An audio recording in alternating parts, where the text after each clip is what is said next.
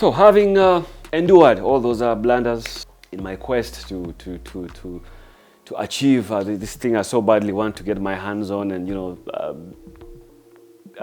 just see how it felt naturally as a human being, as a human being, or when you all of a sudden encounter an obstacle, and let's say it's an animal, or you're running, and then there's a cliff. You either have to jump, or there's that cliche of a fight or flight.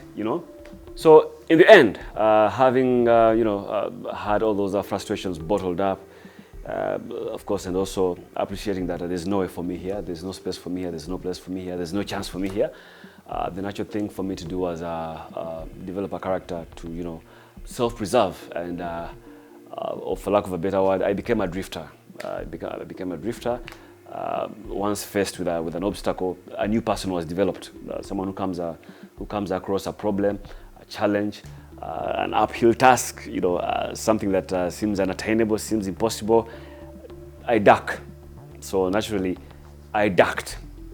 Okay, I ducked all those obstacles, and I found myself in some other space.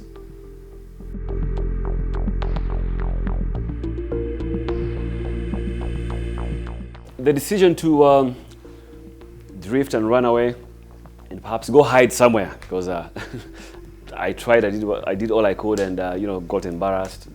There was shame, there was guilt, there was disappointment, and so many things at a very young age. And again, in the same vein, in a very naive way, I decided I need to,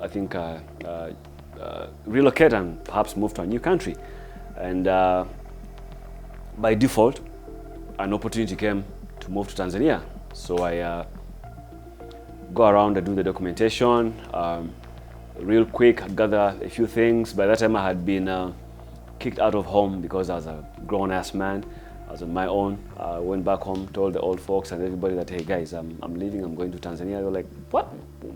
Tanzania? Yeah, I'm leaving. Yes, indeed, I left. My exit point was Luzira, Port Bell. I think it was MV Kawa, one of those cargo ships. So I bought that ship very naively. It was crazy.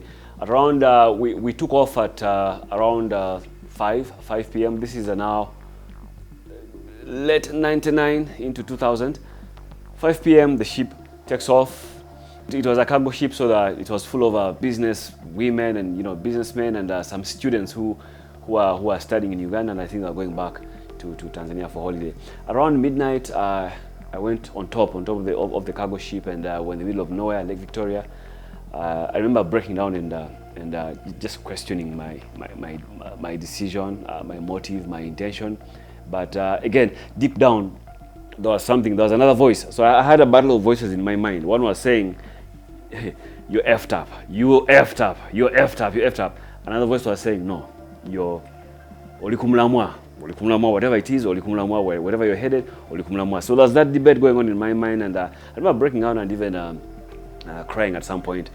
Then, luckily enough, it's a 12-hour, journey.